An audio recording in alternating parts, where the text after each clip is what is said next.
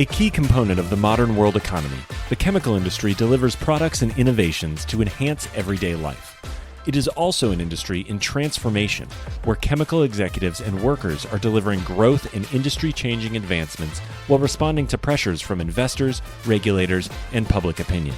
Discover how leading companies are approaching these challenges here on The Chemical Show.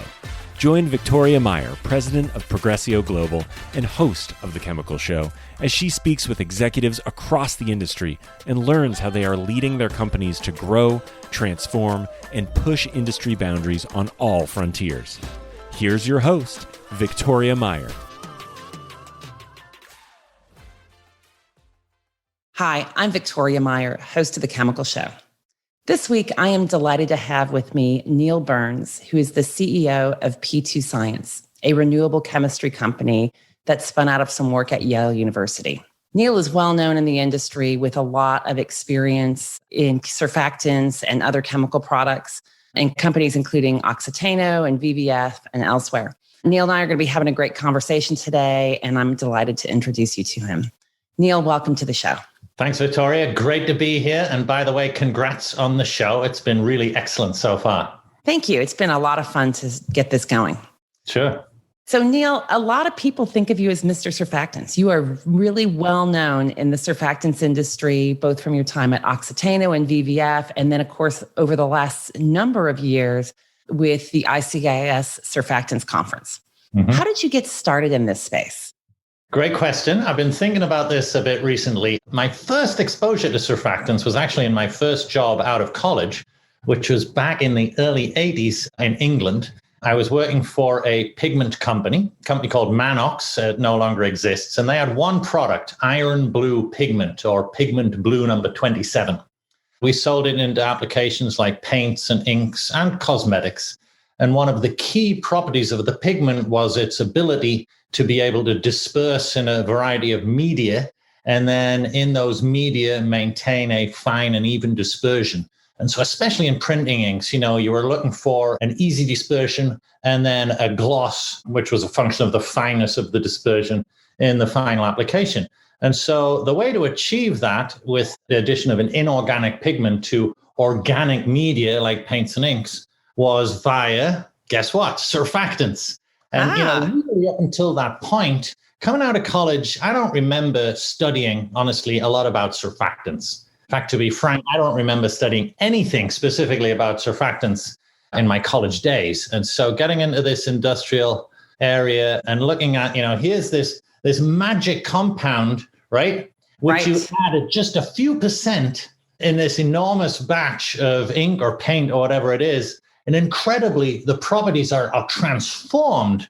It was really eye-opening, right? The whole area of paints and inks, coatings in general, and cosmetics, without surfactants, it's like horrible, right? Yeah, it's hard to imagine, right? Hard to imagine because, you're trying to get, again, this inorganic pigment into organic media. So helping unlike things, and this goes now to what I teach in my course. We do a little course sometimes in conjunction with the conferences. Helping unlike things go together is what surfactants do.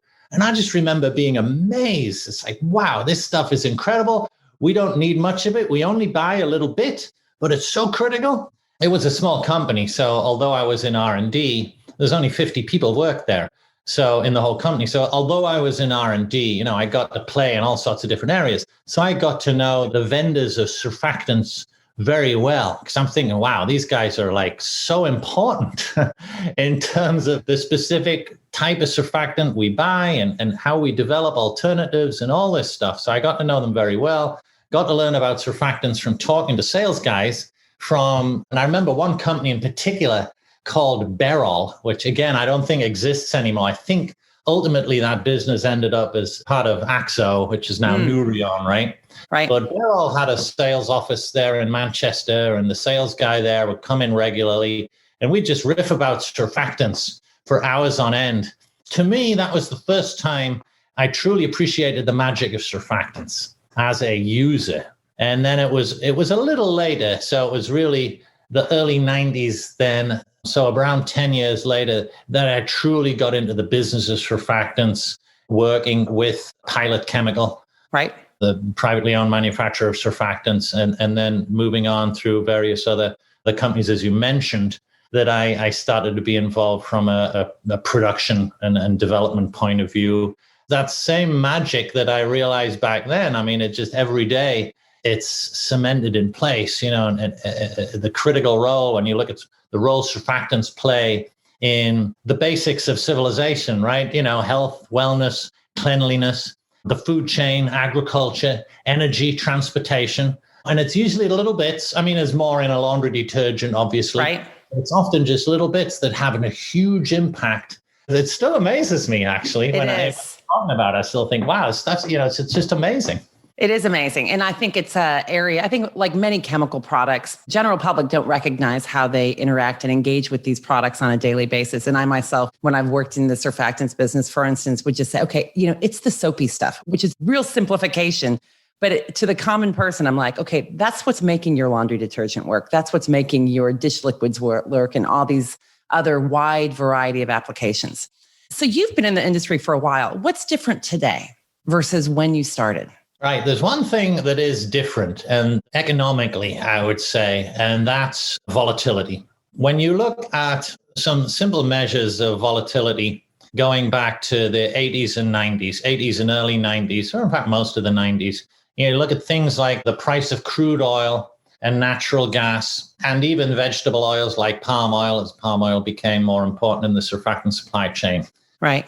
The volatility in those prices in the 80s and 90s was nowhere near as high as what it is today. And you can take a look at any graph of just the crude oil price. You see 80s and 90s, price would vary a little bit. And I think those of us in the industry at the time thought that was quite volatile. Now, you didn't see volatility really until the mid-2000s, and especially kicking in like 2008, 2009 financial crisis.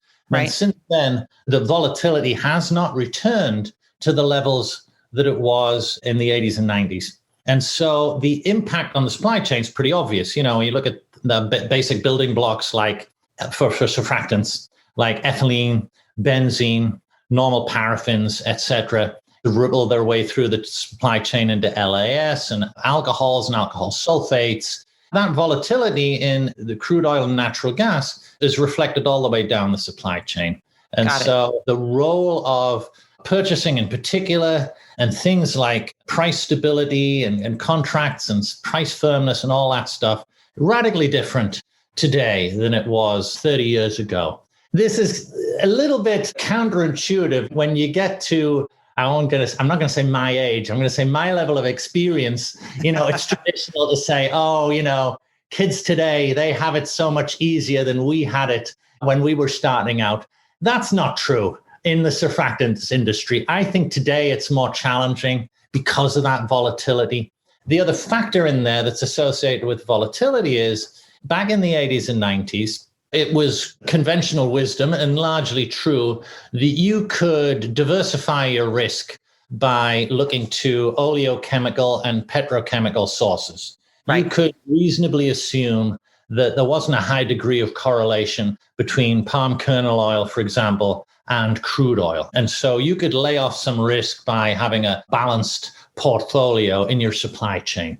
And in fact, I've done the analysis, and that is absolutely true. Those two commodities were not significantly correlated up until, again, the mid-2000s, 2007, especially 2008. And then they kind of locked together a lot more. And there's a much higher degree of correlation since that period. So you've got higher volatility and more correlation between previously uncorrelated to the supply chain. So that makes it also additionally challenging.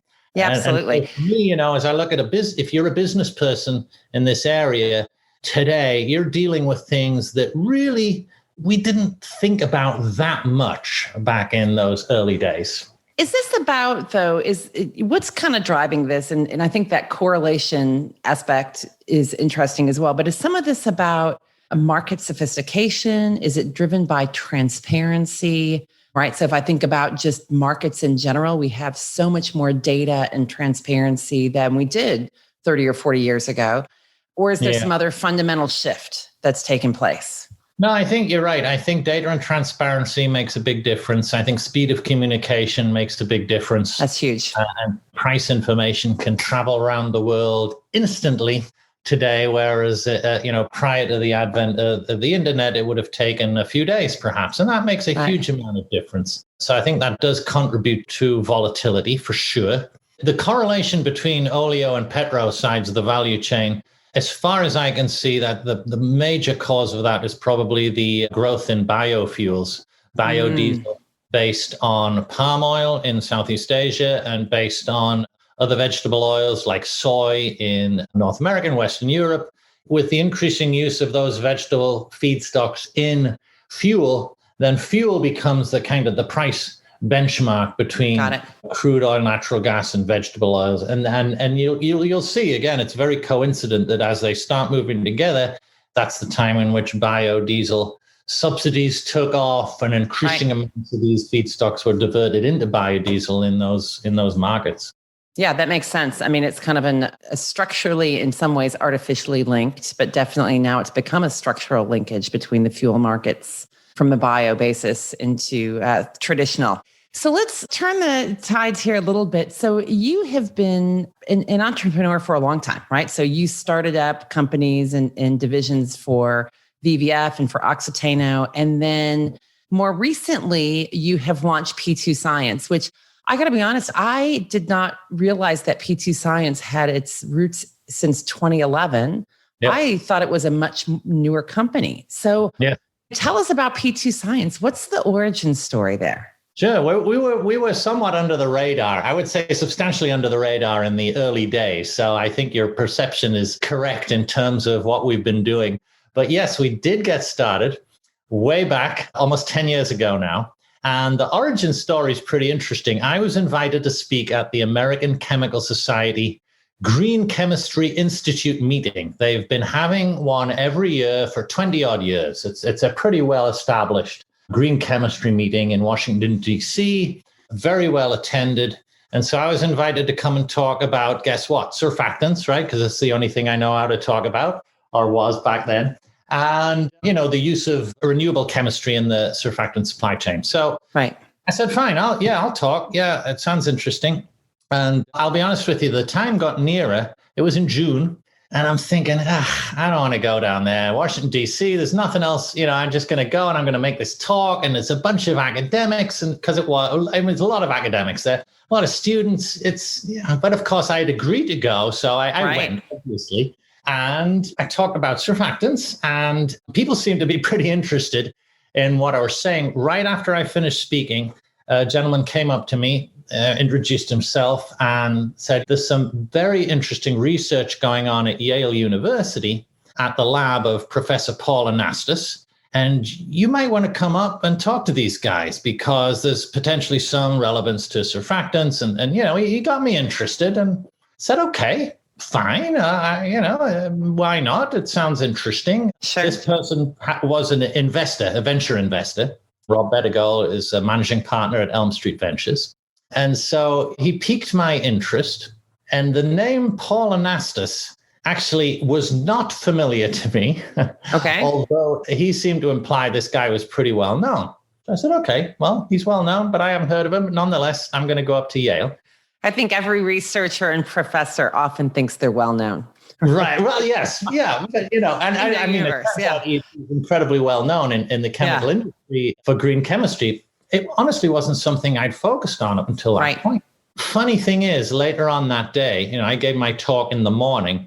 We had a lunch seminar, and he was the keynote speaker at lunch, Paul Anastas. Ah, that's perfect. So he gets up on stage. And again, a lot of students in the room. I swear he was greeted like a rock star. I'm thinking, wow. And he was a really good speaker. On top of that, I'm thinking, wow, this is pretty amazing. And there's this young lady sitting next to me, a student from George Washington University. And, we're listening to him speak. And she just turns to me and she says, wow, he's great, isn't he? And I'm thinking, yeah, he's pretty good. He's extolling the virtues of green chemistry. He's got this crowd eating out of his hands. So I'm thinking, wow, now I'm really keen to meet this guy. So, a month later, I went up to Yale. We got talking, kicked around some ideas. met Patrick Foley, his PhD student, and we brought in Rob Bettigal, the guy that introduced himself to me after the talk, and figured out a financing arrangement to get the company off the ground. And we got into a lab in December of that year. Wow. Started working away. So the lesson, never pass up a speaking engagement because you just never know what's going to come out of it. Absolutely. It sounds like a bit of serendipity. Yeah, definitely. So tell us more about P2 Science today. So from your journey back in 2011, kind of a chance meeting to 10 years later, you guys are obviously, I see a lot about you, a lot of products being developed and promoted. Tell us where you are today. Yeah, sure. So today we're a manufacturing company with products and customers and sales, a plant in Connecticut. We've got 2 locations in Connecticut. Our manufacturing plant is in Naugatuck, and our research lab and headquarters are in Woodbridge. Woodbridge is right next door to New Haven, and Naugatuck's about 20 minutes drive away. And so, we're focusing on 2 markets. Cosmetics and personal care is one, and fragrances, selling aroma chemicals into the fragrance industry. That's the other. And we've got two major platform technologies, ozonolysis and continuous esterification. And so we've grown quite a bit. The early years were, I like to say, somewhat in stealth mode. You'll hear people talk about we're in stealth mode. And I suppose we were, because we really didn't talk much outside of the company. We were focused on developing the technology and talking with individual customers. We were very focused in our marketing in those early years. We'd go and we'd talk to the top 5 fragrance companies. That's where most of the business and most of the innovation is. Sure. And we talk to the top 5 or 6 really personal care companies and work very much one-on-one on idea generation and product development. It was really only after we built our plant, which was in 2018, that we started to get a little bit more involved in merchant marketing, right? Marketing to the broad market. And really, strictly speaking, we haven't developed a true sort of catalog of products until the middle of last year. April, in fact, of 2020 was when we introduced to the world as a whole our Citropol range of cosmetics ingredients. So yeah, the sort of the public activity has really taken off just in the last year or 2. We'll be right back. At Ecovist, they're accelerating the transition to a sustainability-driven future. Their long history of innovation, expertise, and customer collaboration supports the development of proprietary catalysts and services across their 2 industry-leading businesses, Advanced Materials and Catalysts and Eco Services. Advanced Materials and Catalysts is a leader in proprietary and customized technologies for polymers, cleaner fuels, emissions control, and circularity. Eco Services is the largest North American recycler of spent sulfuric acid. Ecovist, your catalyst for positive change. So when did you know that you had a commercially viable product and a commercially viable business?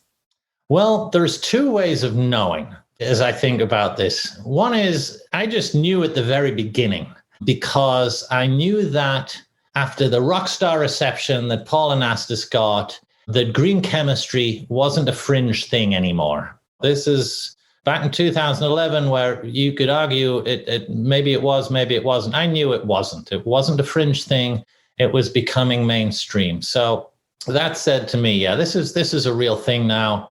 It's not just for the odd brand here and there. And the technology that we were working on in the very earliest days in 2011, 2012, I knew it had enormous potential. I knew it was patentable, even though we hadn't gotten the patents yet. Right. So that's one level of knowing, which, you'd say is probably the natural sort of self-confidence of an entrepreneur, right? When I really knew that I knew was when BASF invested in the company in 2017. That to me was not just a great financial investment, but a validation from the world's largest chemical company that, hey, we're not just drinking our own Kool-Aid here, that we really have something because BASF thinks we have something, right? That's nice.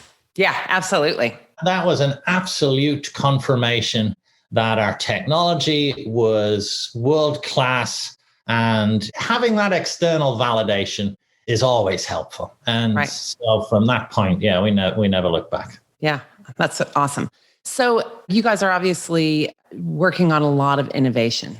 What's been your approach, right? So when you think about the approach to innovation, does it start with the product, which maybe it sounds like perhaps it has, or does it start really with the market? How do you see innovation in this space? Yeah, it's a good question. For me, it starts with the market, actually. But even more than that, it starts with individual customers, right? I mean, yeah, sure, you get a sense of what the market is looking for. And, we obviously had ideas about technology and things that we could do before we even talked to anyone.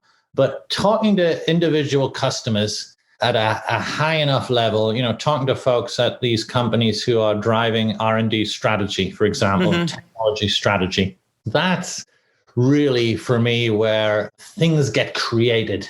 It's between those human beings sitting on opposite sides of the table. And, we take the results of those conversations, go back to the lab, and say, all right, let's see if we can make that happen. What he said during that meeting, or what he wished would happen, or whatever the thing was that you talked about, and then go back and make it an iterative process. That for us, I mean, that probably doesn't work for everybody, but that's been our approach. We were very early, even though we were in so-called stealth mode. We were very, very early getting out and talking to, as I said, the top 5 fragrance companies. Before we had a lab. We had a lab very early on, but before we had anything else, we were talking in depth at a very high level to these companies. And that, I think, fueled a lot of the innovation that we've brought to market. Nice. That's important. So P2 Science is a green or renewable company, renewable chemistry, which has been really around for a long time. It is certainly a hot topic. One of the key trends across the chemical industry is around green and renewable and circularity and sustainable and all those things. And yet when we think about green chemistry, it's often very small batch oriented, right? So compared to competitive technologies, and often doesn't necessarily seem to be able to meet what really the market requires. So the market seems to be asking for more green and renewable. So is this actually scalable? When does green chemistry become a real core part of the whole value chain? You sent me that question, and I'm not sure I agree with the premise necessarily. Okay. In that we, in particular, we're not actually operating any batch processes. We're really into continuous flow chemistry.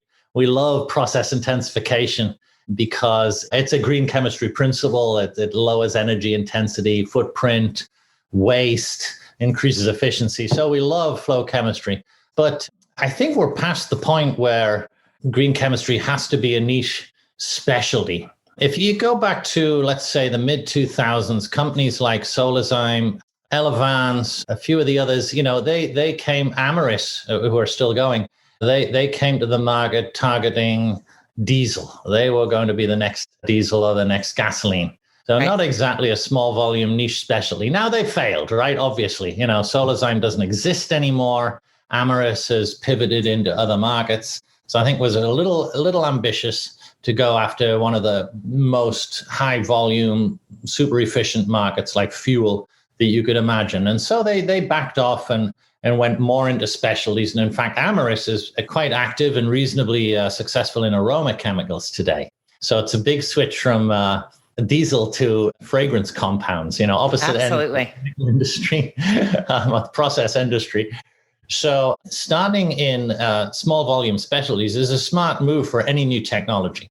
And certainly, part of our thinking of going into aroma chemicals was exactly that. You could be meaningful and respectable with a relatively small plant, with relatively small investment, all helpful from the point of view of a venture-backed startup, and enables us to get a toehold, get some commercial activity, and grow from there. But as I said, in our case in particular, we're operating continuous chemical processes. So one of our future target markets, which we've talked about in a couple of press releases, is renewable polyesters and polyamides, where we can deploy our core continuous ozonolysis process, which we use to make fragrances today.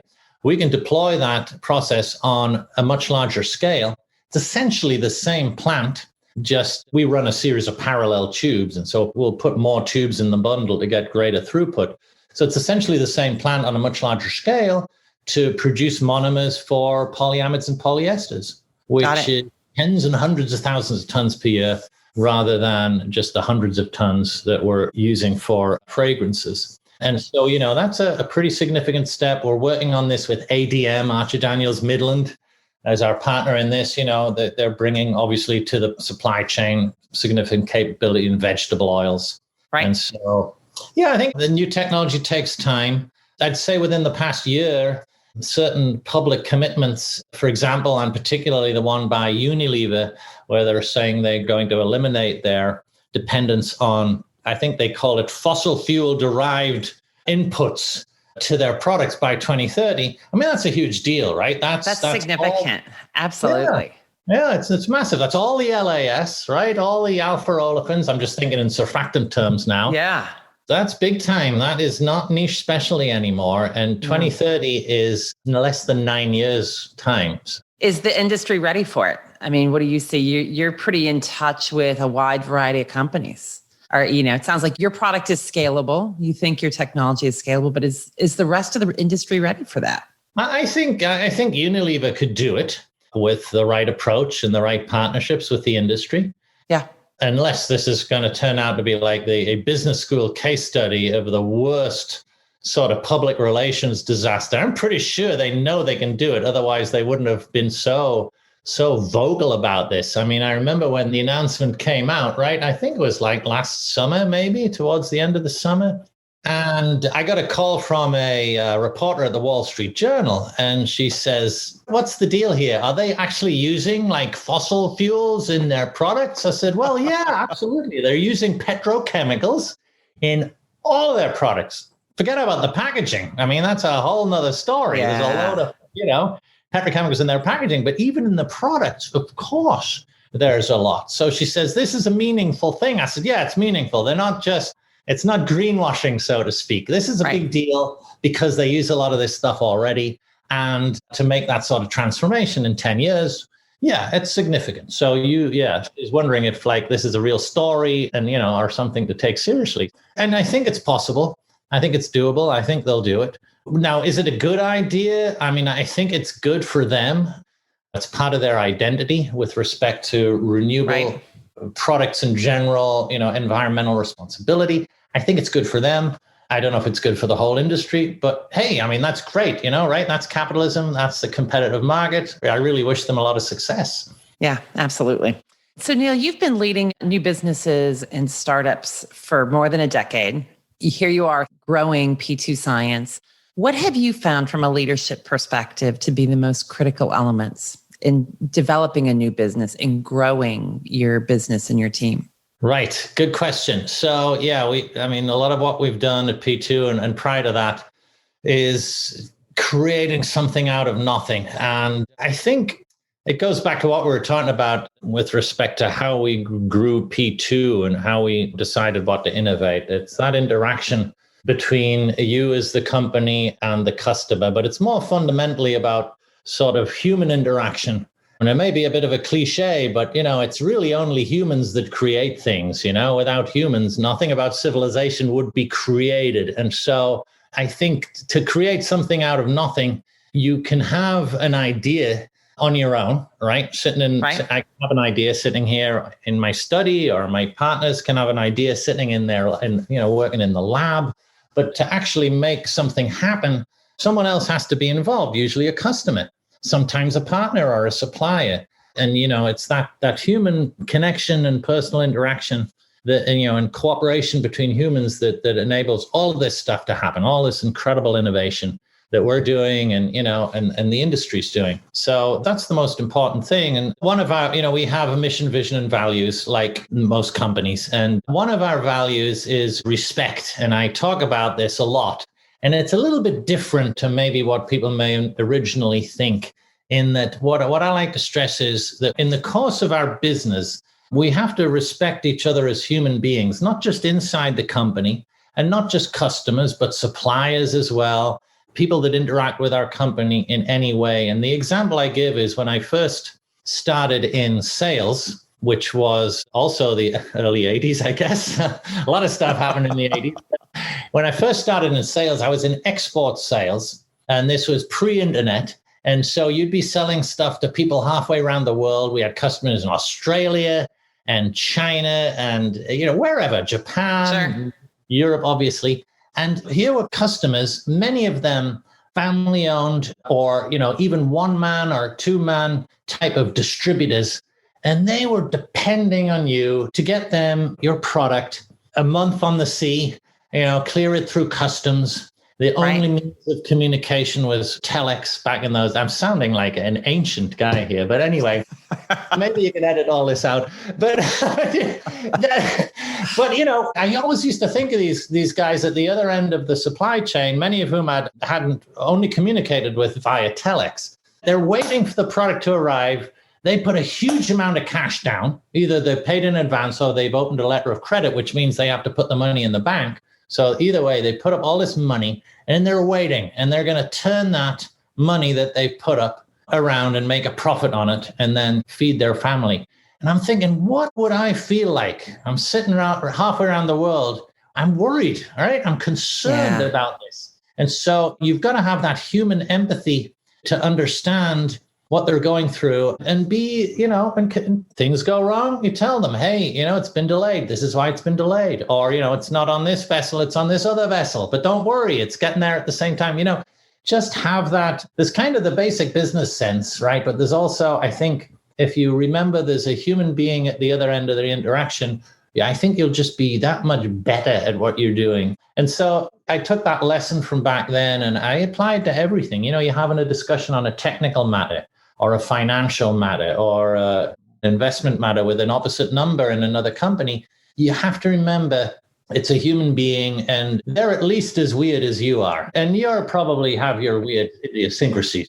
A long-winded answer, but I think that kind of runs through everything I do. Yeah, I think that's actually a great point. It's all business is human, and we have to, and it's personal, right? Even when it's not personal, it's personal to the individual. And if you keep that in mind, and I'm similar. I believe that everybody wants to be successful in what they're doing, right? And their definition of success might be a little bit different than yours, but you have to understand, how do you help them be successful? Because individuals, we do crave success. Yeah, a lot of things. Success, respect, recognition. Yeah. Otherwise, nothing would happen. That's right. Without people cooperating. So that cooperative element is just, it gets reaffirmed every single day for me. No doubt. So Neil, when you are not leading the charge at P2 Science and helping ICIS organize surfactants conferences and training, what do you do for fun? Do you actually have free time with everything else going on in your world? Yeah. Well, before the pandemic hit, I used to sing in a choir, right? Oh, interesting. Yeah. We were pretty active. But since good old COVID happened, we have not gotten together. Because singing in a small space is about the worst possible thing you could do.